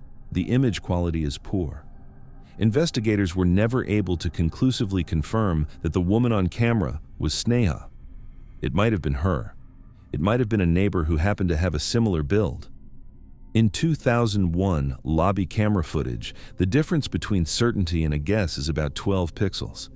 Second theory is foul play. This is the darker version. Maybe Sneha never made it to September 11th at all. The theory works like this. After leaving Century 21 with her shopping bags, Sneha meets someone. Maybe it's a person she knew, maybe it's a stranger. Something goes wrong. She's attacked, killed, and her body is left somewhere in the immediate vicinity of the World Trade Center. And then, less than 12 hours later, two 110-story buildings collapse on top of that exact neighborhood. The implications are staggering. If Sneha was murdered on the night of September 10th, the attacks of September 11th functioned as the most absolute, most devastating crime scene destruction event in history. Any blood evidence on a sidewalk, any DNA trace in an alleyway, any physical artifacts she might have left behind. All of it was buried under millions of tons of superheated steel and pulverized concrete. The investigation didn't just go cold. The investigation was incinerated. But here's the problem with this theory, too. Think about the probability. A woman is independently murdered in Lower Manhattan on the evening of September 10th, 2001, and by pure coincidence, the largest terrorist attack in American history obliterates the crime scene the very next morning. The statistical odds of those two unrelated events converging on the same person in the same 3-block radius within the same 12-hour window are so astronomically small that most investigators struggle to take the theory seriously on probability alone. And yet, she didn't come home that night. The shopping bags were never found in her apartment. Something happened to her between 7:15 p.m. and the next morning. Something. Another theory is she wanted the fresh start. As maybe Sneha saw the chaos of September 11th as a door. Maybe she walked through it. The idea is this. A woman with mounting professional problems, legal issues, and a complicated personal life sees the world literally crumbling around her neighborhood and decides this is her chance to disappear, to walk away, to start over. Let's talk about the reality of running away. Sneha left her apartment on September 10th without her passport, without her credit cards, without her identification, without her glasses. She walked out with essentially nothing but the clothes on her body and whatever cash she might have had in her purse. Now, I want you to seriously think about starting a completely new life, a brand new identity from absolute zero in a modern surveillance state, without a passport, without a single piece of identification, without corrective lenses to see clearly. No financial footprint has ever surfaced, not a bank account, not a wire transfer, not a utility bill, not a tax return, not in the United States, not anywhere on Earth for over 24 years. People don't vanish like that, not in the 21st century, not without help, and no evidence of any such help has ever materialized. In the years that followed, her husband Ron launched an exhaustive private investigation. He hired private detectives. He fought court battle after court battle to have her declared a victim of the September 11th attacks, to have her name included on the memorial, to give her story an ending that at least made some kind of sense. In 2008, the courts gave him that ending. Sneha and Phillip was officially declared the 2,751st victim of the World Trade Center attacks. Her name is on the memorial. Her death is attributed to the morning of September 11th. But the truth is, nobody actually knows what happened to her. Nobody knows where she went after walking out of Century 21. Nobody knows who she was with that night. Nobody knows whether she died on the 10th or the 11th. Nobody knows if she ran toward the towers or away from something else entirely. What we know is this: a 31-year-old doctor went shopping for bed linens on a quiet Monday evening in Lower Manhattan. She bought new sheets. She bought dresses and shoes. She stepped out into the damp September air, shopping bags in hand, 3 blocks from home. And then, the darkest day in American history rose up behind her and swallowed everything. The shopping bags, the timeline, the truth, all of it. Gone. West 45th Street, Manhattan, August 6th, 1930. 9:15 in the evening. Picture it. The sidewalks are packed. This is the theater district at showtime. Neon signs buzzing overhead, taxi horns blaring, the air thick with cigarette smoke, and the low roar of a city that doesn't know how to be quiet. Prohibition is technically the law of the land, but the speakeasies are running wide open. Broadway marquees are lighting up the block. The Depression is tightening its grip, but in this neighborhood, the money is still flowing and the night is still young. A man in an expensive suit steps out of a chop house. He is 41 years old, a newly appointed justice of the New York State Supreme Court, one of the most powerful, most politically connected men in the city. His photograph has been in the newspapers. His name is known in every backroom and courthouse in Manhattan. He waves goodbye to his dinner companions. He steps to the curb. He raises his hand. A yellow taxi pulls over. He gets in. The door shuts. The cab merges into traffic, and Judge Joseph Force Crater drives out of reality and into American mythology. He was never seen again. His disappearance became so famous that pulling a crater entered the American lexicon as slang for vanishing without a trace. Nearly a century later, it remains one of the most celebrated unsolved mysteries in the history of New York City. To understand what happened to Judge Crater, you have to understand the world he operated in. Tammany Hall. If you're not familiar, Tammany Hall was the political organization that ran New York City for the better part of a century.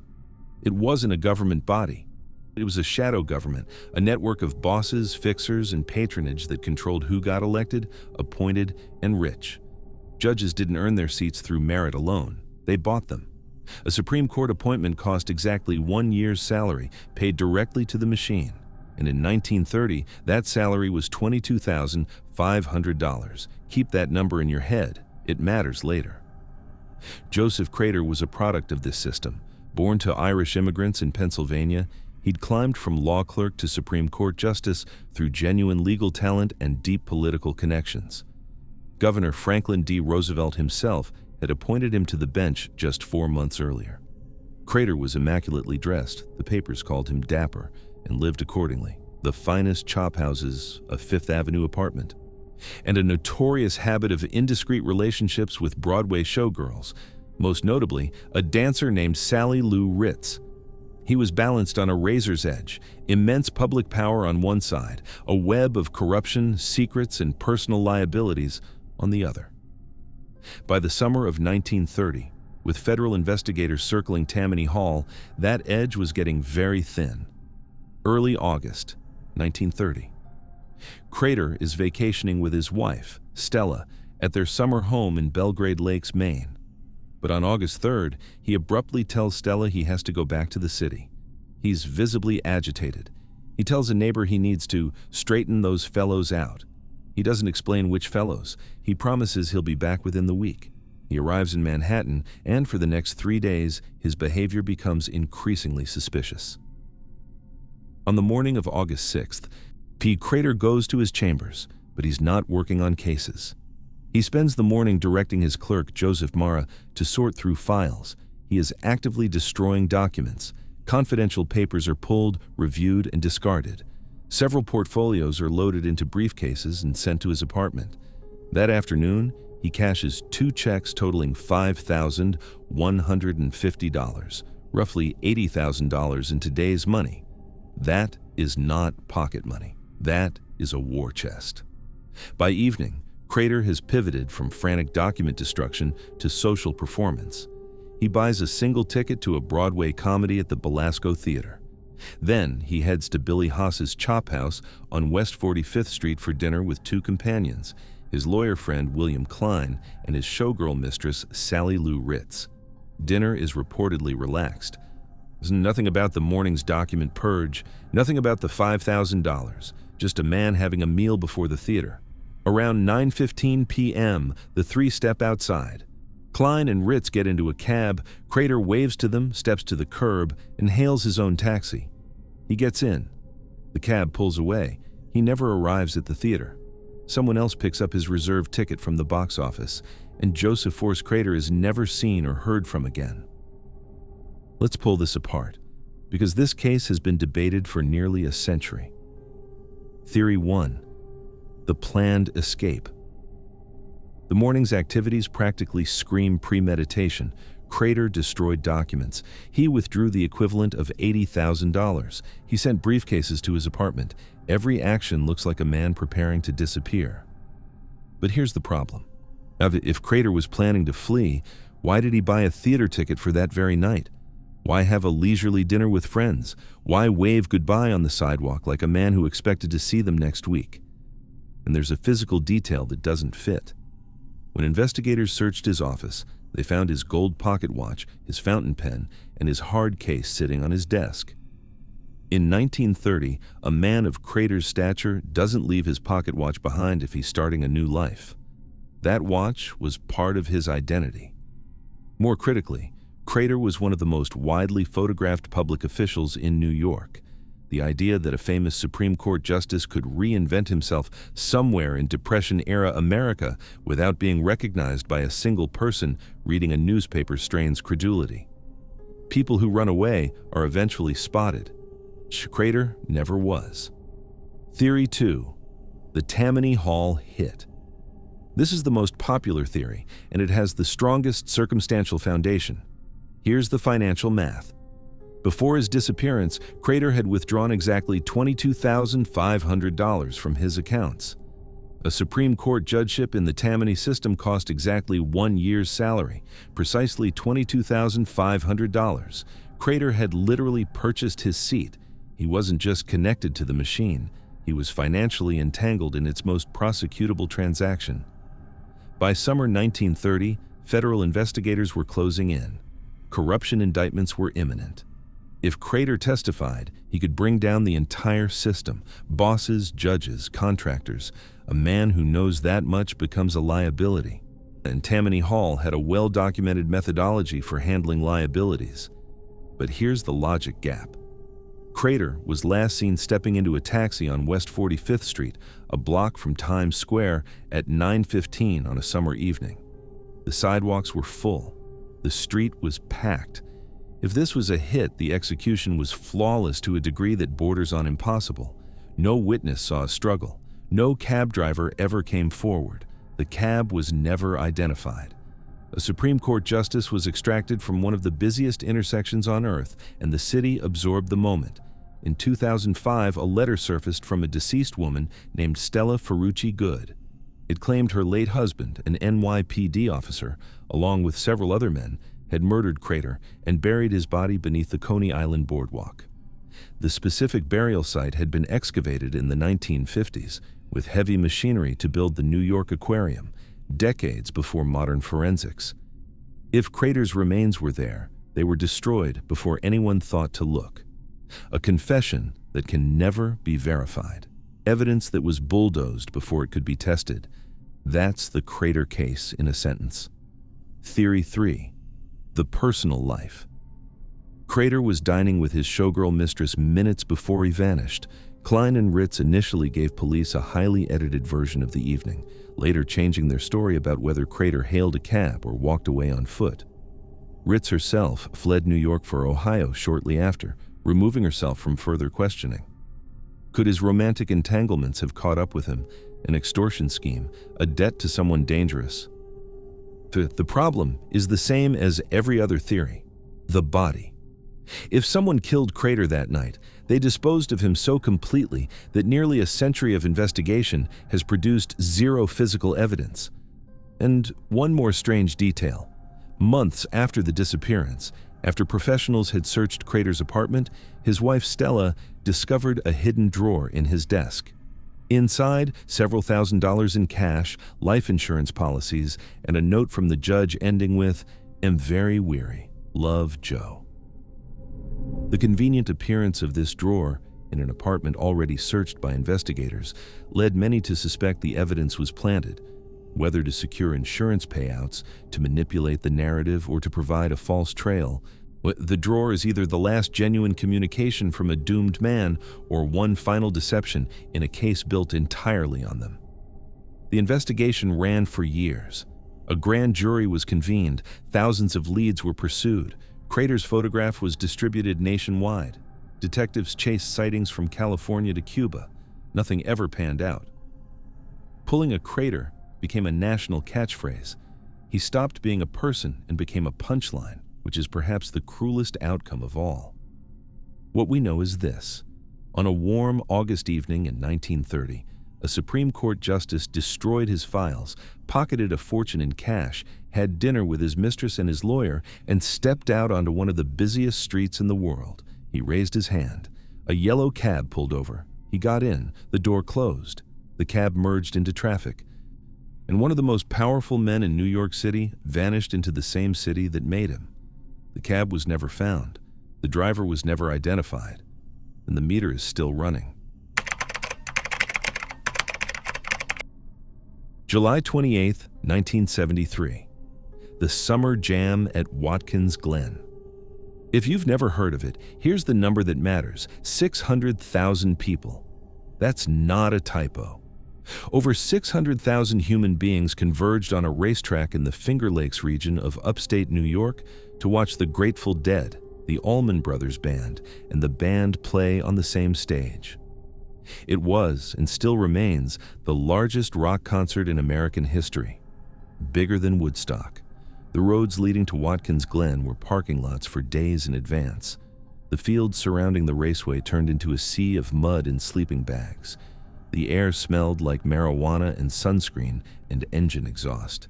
It was the absolute peak of 1970s counterculture, a weekend where the ruling philosophy was peace, love, music, and the unshakable belief that the world was fundamentally safe. Two teenagers from Brooklyn believed that. They were 16 and 15 years old. They had $25 between them, a couple of sleeping bags, a handmade cardboard sign, and a camera. They never made it to the concert. They never came home.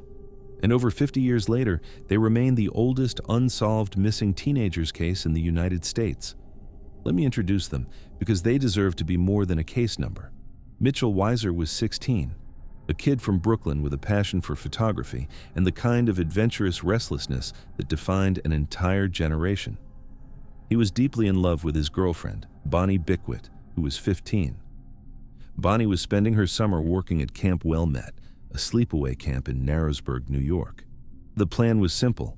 Mitchell would take a bus from the Port Authority in Manhattan up to Narrowsburg, meet Bonnie at camp, and the two of them would hitchhike the remaining 156 miles to Watkins Glen. I need to say something about hitchhiking in 1973, because if you're under 40, your instinct is probably to recoil. But in the early 70s, thumbing a ride was as normal as catching a bus. Teenagers did it. College kids did it. There was a pervasive generational trust baked into the counterculture. The road was a shared space. Strangers were friends you hadn't met yet. Friends of Mitchell and Bonnie later described the mindset right before they left as feeling carefree, loving, safe. That feeling was a lie. They just didn't know it yet. Friday, July 27, 1973. Mitchell boards a bus at the Port Authority in New York City. He rides north to Narrowsburg, where Bonnie is waiting at Camp Wilmette.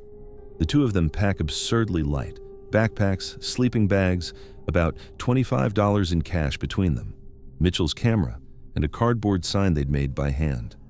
One word: Watkins Glen. That afternoon, they walk out to State Route 97 and start hitching. The roads are already buzzing with festival traffic. Thousands of other young people are heading the same direction. The atmosphere is communal and celebratory. Fellow campers from Wilmette are driving along Route 97 when they spot Mitchell and Bonnie. The couple has caught a ride. They're seen climbing into the cab of an unidentified truck. Some accounts say the driver was a man in his 20s. The details are blurry.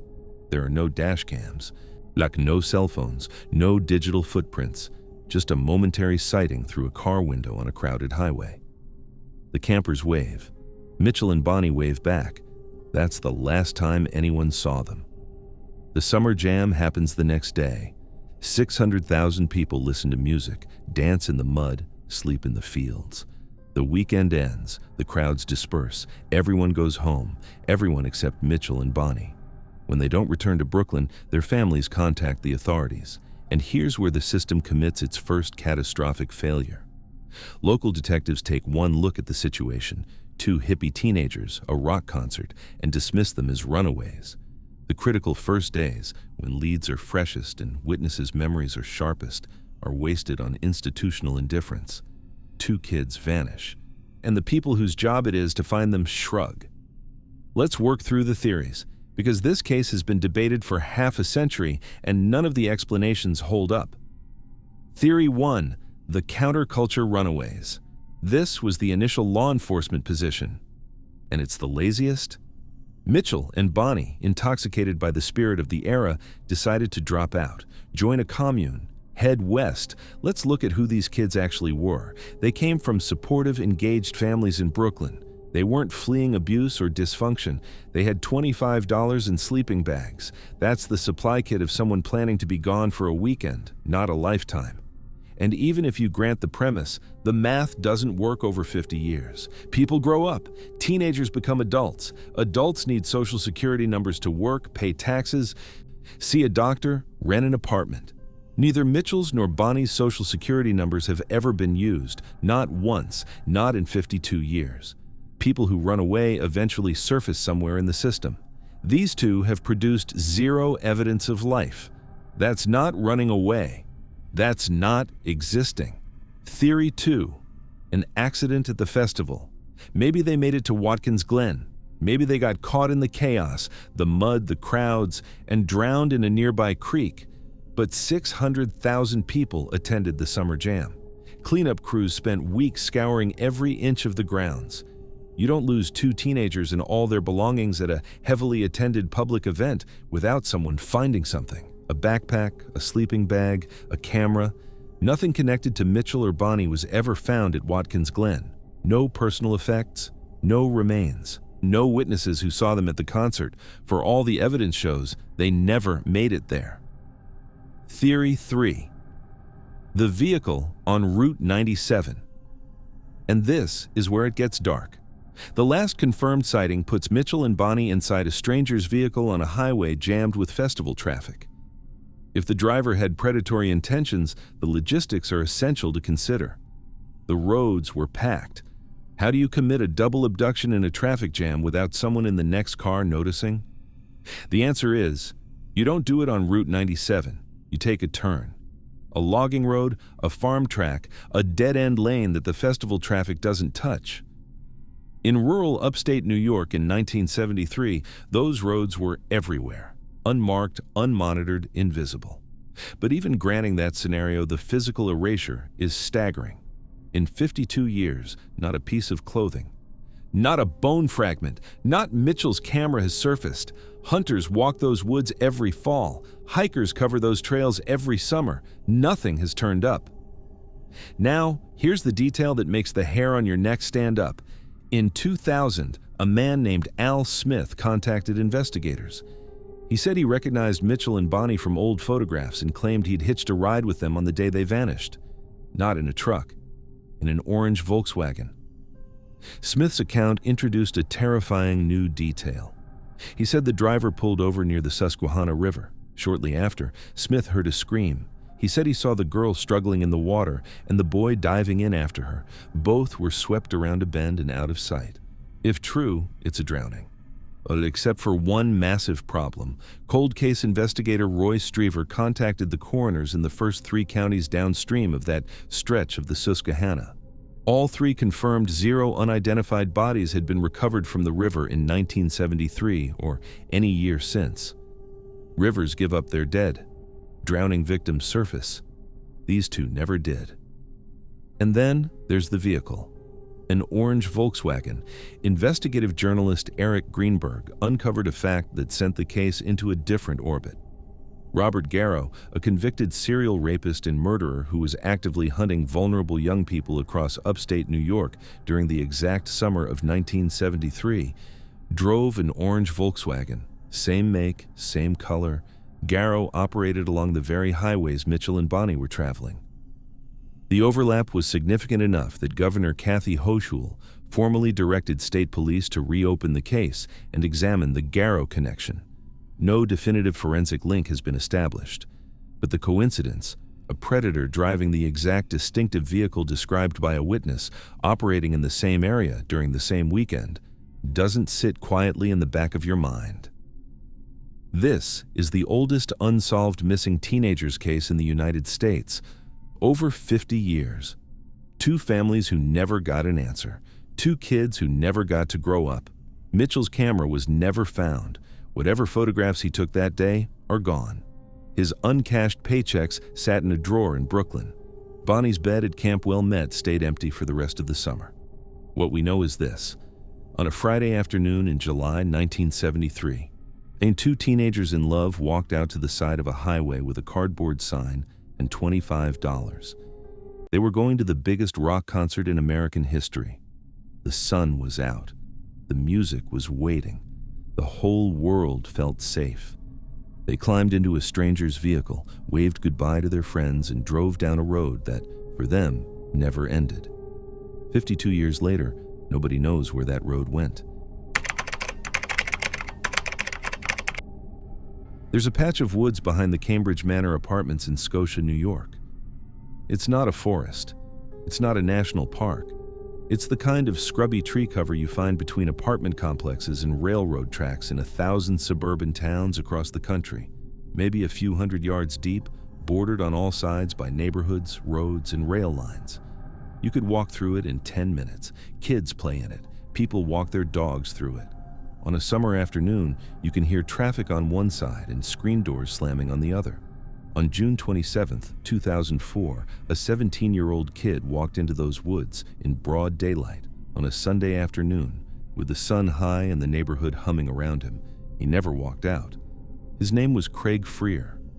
And what makes this case so profoundly unsettling isn't the setting. It's the absence of one. There's no blizzard, no mountain pass, no desolate highway at 2 a.m. There's just a sunny afternoon in the suburbs and a boy who stopped existing in the time it takes to walk to the end of the block. Let me tell you about Craig because the profile matters. He was 17, a junior at Scotia Glenville High School. He played soccer, not casually but competitively. the kind of kid who made the team and cared about it. He stood about 5'11", 190 pounds, with red hair that made him easy to spot in a crowd. He had an active social life, a circle of friends, a girlfriend, actually multiple girlfriends, which is relevant later. He was not a loner, he was not depressed, he was not a kid people worried about. But here's the thing about Craig that investigators would discover later. The polished surface was hiding some cracks. Craig had recently lost his job at a local price chopper supermarket. This wasn't unusual on its own. Teenagers get hired and let go all the time. But Craig hadn't told his parents. He'd been actively concealing it, maintaining the fiction that he was still employed. On top of that, he was reportedly managing the stress of multiple romantic relationships simultaneously. A juggling act that, for a 17-year-old, can feel like the most important problem in the world. None of this is extraordinary. This is the mundane, low-stakes drama of being a suburban teenager. People don't vanish over it, but the timing of when these small secrets collapsed is central to what happened next. June 27, 2004. A Sunday, warm, clear. The kind of midsummer afternoon where the whole neighborhood is outside, mowing lawns, washing cars, sitting on porches. Craig drives his car to the Cambridge Manor apartments to visit a new girlfriend at her mother's residence. This is normal. He parks the car and goes inside. While he's at the apartment, his phone rings. It's his mother, Veronica, and the conversation is not a pleasant one. Craig's parents have discovered the truth. He lost his job at Price Chopper and has been hiding it. Veronica confronts him. An argument follows, heated, tense, the kind of friction that erupts when a parent catches a teenager in a sustained lie. But it's important to be precise about what this argument was. It was a fight about a lost grocery store job. It was not a crisis. It was not an intervention. It was not the kind of rupture that rewrites a family's entire dynamic. It was a bad phone call on a Sunday afternoon. Craig tells his mother he'll be home in 10 minutes. He hangs up. He leaves the girlfriend's apartment, and then he does something that, in the context of everything that follows, feels like the most important decision of his life. He walks away from his car, not toward it, away from it. He exits the apartment building, turns in the opposite direction from where his vehicle is parked, and starts walking toward the nearby railroad tracks and the small patch of woods that borders the apartment complex. Witnesses see him heading in that direction. He's wearing a white long-sleeved t-shirt, blue jean shorts, and Adidas sneakers with 3 black stripes. He's not running. He's not being chased. He's just walking. But he steps into the trees, and that's it. He doesn't come home for dinner. His car sits in the Cambridge Manor parking lot, untouched. His parents call. Then they search. By 5 o'clock that evening, his family is in the woods looking for him. They find nothing. Not a sneaker print, not a broken branch, not a shred of white t-shirt snagged on a thorn. Craig Frier walked into a suburban tree line on a sunny Sunday afternoon and simply ceased to exist. All right, let's pull this apart because every explanation you reach for crumbles the moment you press on it. Theory 1. The teenage runaway. This was the initial assumption some people made. Craig was stressed. His parents had just caught him in a lie. Maybe the shame was too much. Maybe he saw the woods as an exit, not to die, but to leave, to start over. But let's look at what he left behind. His car, parked right there in the lot, keys presumably accessible. If you're running away, your car is your lifeline. It's your transportation, your shelter, your means of getting anywhere that isn't here. Craig left it behind, his wallet, his identification, back at the apartment or in the car. You don't start a new life without ID. You can't rent an apartment, open a bank account, get a job, or board a bus without proving who you are. And here's the detail that really kills this theory. Sitting in his bedroom at home was an uncashed paycheck. His last paycheck from Price Chopper. Whatever money he was owed for his final shifts at the supermarket was sitting on a surface in his room, untouched. What 17-year-old runs away to survive on his own and leaves behind the only money he has? In 20 years, not a single financial transaction, employment record, medical visit, or legal interaction has surfaced anywhere in the United States under Craig Frier's name or social security number. People who run away eventually surface somewhere in the system. Craig hasn't. Theory 2. suicide. This is the theory nobody wants to say out loud, but everyone has considered. The argument with his mother, the shame of the exposed lie, the weight of his various deceptions collapsing at once. Maybe Craig walked into those woods and took his own life. But here's the problem, and it's a fundamental one. Where is he? These are not the Adirondack backcountry. These are not thousands of acres of uncharted wilderness. This is a contained patch of suburban woods between an apartment complex and a set of railroad tracks. You can see the rooftops of houses from inside the tree line. The area has been searched repeatedly over 2 decades, by professionals, by K9 units, by helicopters with thermal imaging, by volunteers walking shoulder to shoulder in grid patterns. A deceased person in a small bounded area does not stay hidden for 20 years. The body would have been found. The dogs would have signaled. The smell alone in the summer heat of upstate New York would have drawn attention within days. Law enforcement has explicitly dismissed this theory for exactly that reason. As Lieutenant John Agresta stated plainly, police believe Craig did not take his own life. They believe harm came to him from an outside source. Theory 3. He met someone. Now, this is where it gets strange. Either because Craig's decision to walk away from his car, to move in the opposite direction from his vehicle, is the single most important behavioral detail in this entire case.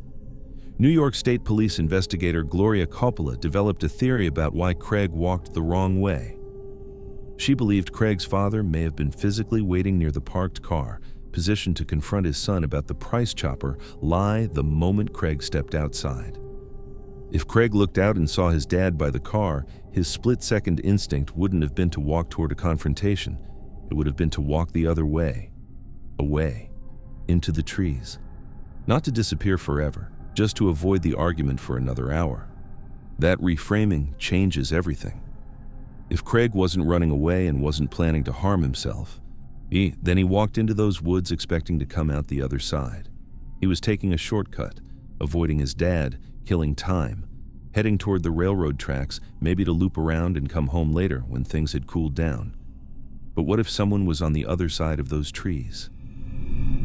The railroad tracks border the far edge of the woods. There are access roads. There are places a car could idle without being seen from the apartment complex.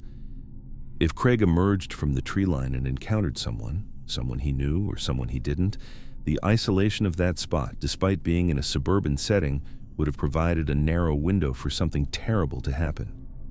The case became so utterly devoid of physical evidence that law enforcement eventually resorted to an extraordinary tactic. Craig was featured as the Queen of Hearts in a specialized deck of cold case playing cards distributed throughout the New York State prison system. The idea is simple. Put the faces of the missing in front of incarcerated individuals who might know something, might have heard something, might be willing to trade information. It's a strategy you use when traditional investigation has exhausted every lead and you're betting on the conscience or the self-interest of someone behind bars. The fact that they printed his face on a playing card tells you everything about where the investigation stands. They believe a crime was committed.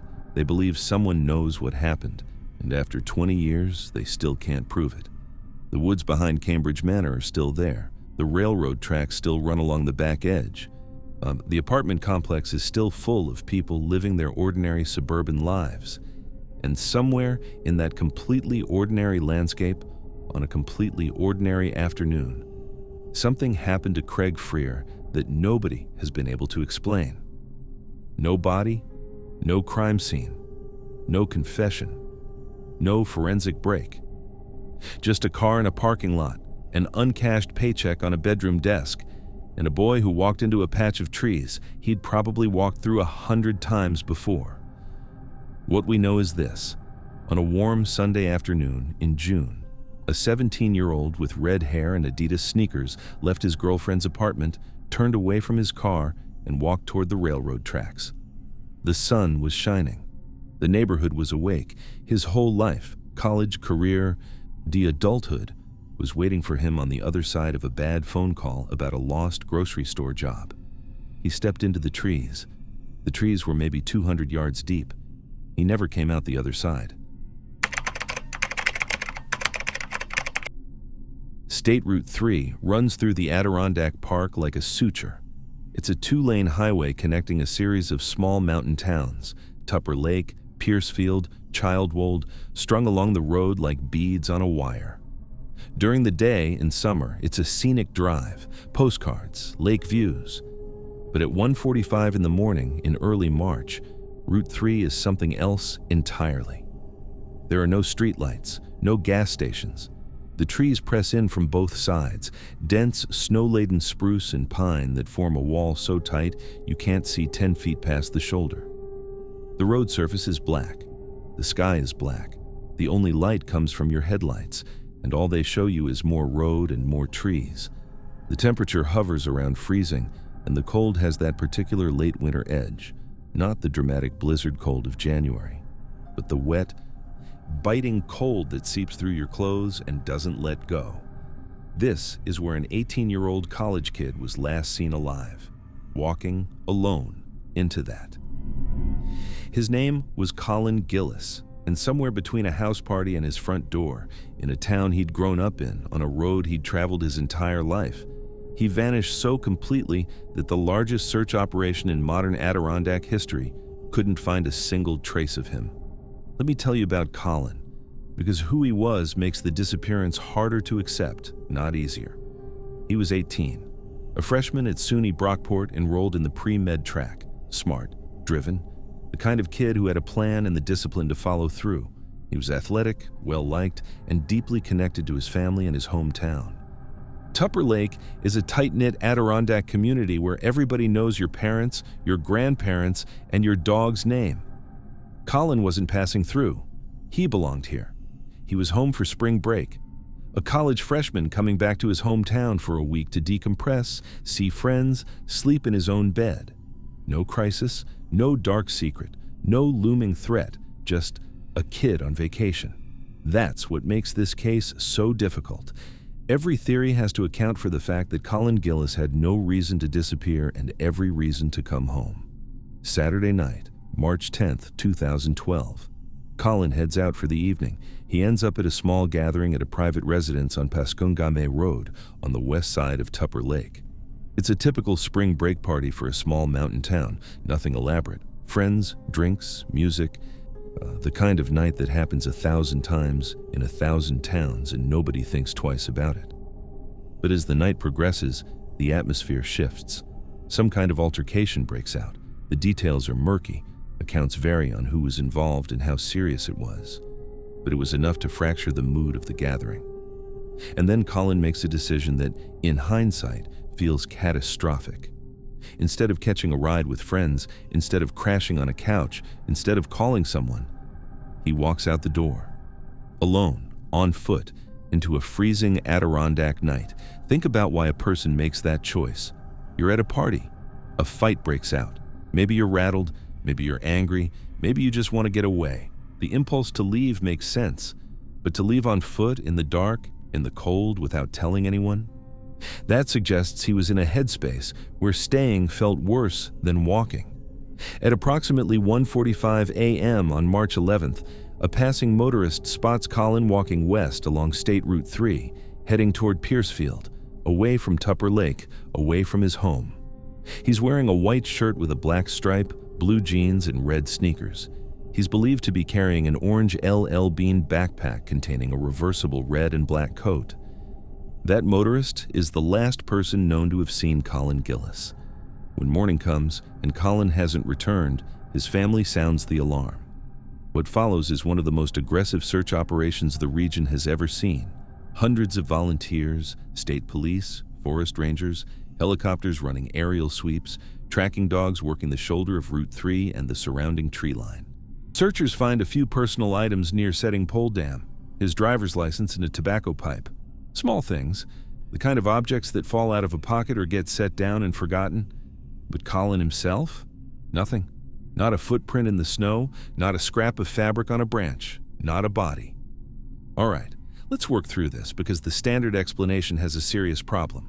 First theory is he succumbed to the elements. This is the default theory, and on the surface, it's the most plausible. Colin was walking alone on a freezing road in the middle of the night, possibly intoxicated. Hypothermia sets in fast. He becomes disoriented, wanders off the road into the tree line, collapses, and dies of exposure. The wilderness does the rest. Snow covers him, decomposition scatters the remains, and the dense brush absorbs everything. It makes sense on paper. But here's the problem. Colin was believed to be carrying an orange LL Bean backpack with a reversible red and black coat inside. He was wearing red sneakers. These are not earth tones. These are not camouflage. Orange and red are specifically designed to be visible in wilderness environments. Hunters wear orange for a reason. It screams against the muted browns and greens and whites of the forest floor. Hundreds of trained searchers combed the woods along Route 3 in the days immediately following his disappearance. Helicopters flew overhead. Dogs worked the ground. They searched for weeks. We're talking about finding a 6-foot person in bright red and orange gear within a defined corridor along a 2-lane highway. This isn't the Amazon. This is a strip of searchable woodland. And they found nothing. Not the backpack, not the coat, not the sneakers, not a single brightly colored item snagged on a branch or half buried in the snow. If Colin collapsed near the road, the dogs should have found him. If he wandered deeper, the helicopter thermal imaging should have detected residual body heat. If he died and decomposed over subsequent seasons, the orange backpack and red sneakers would still be there. Synthetic materials don't decompose on the same timeline as biology. Those items should be findable. And they're not. Theory 2. The altercation followed him. Now let's look at what happened at that party. There was a fight. Colin left immediately afterward, alone, on foot. Something at that gathering was bad enough to push him out the door and into the freezing dark rather than stay. What if whatever happened at the party didn't stay at the party? What if someone followed him onto Route 3? A car coming up behind a lone pedestrian on a pitch-black road with no witnesses? It's a terrifyingly vulnerable scenario. But where's the evidence? A vehicle striking a pedestrian at speed leaves traces, glass fragments, paint transfer, blood on the pavement, disturbed gravel. Investigators found none of that. The road was clean. If someone hit Colin and loaded his body into a vehicle, that requires a level of calm, deliberate action that doesn't align with a panicked accident in the middle of the night, unless it wasn't panicked at all. Third theory is about the Edwards farm. And this is where the case takes a turn most people don't know about. In November 2020, over 8 years after Colin vanished, the New York State Police did something highly unusual. They brought a municipal backhoe to a property known locally as the Old Noble Farm in the town of Edwards, and they started digging. Edwards is 50 miles from the spot on Route 3 where Colin was last seen. 50 miles. Let that sit. If the theory was that Colin wandered into the woods and froze to death, you don't send a backhoe to a property 50 miles away. You don't excavate a recently burned down building in a different county because you think a kid died of exposure near a highway. That's not how those investigations work. You send a backhoe when you have specific intelligence, a tip, a confession, a cooperating witness telling you that a body was transported and buried at a particular location. The deployment of heavy excavation equipment half a county away from the zero point doesn't just contradict the exposure theory, it obliterates it. It signals that investigators had credible reason to believe Colin was killed, moved in a vehicle, and deliberately concealed. The excavation didn't publicly produce remains, but the fact that it happened at all rewrites the framework of this case. This isn't a boy who got lost in the woods.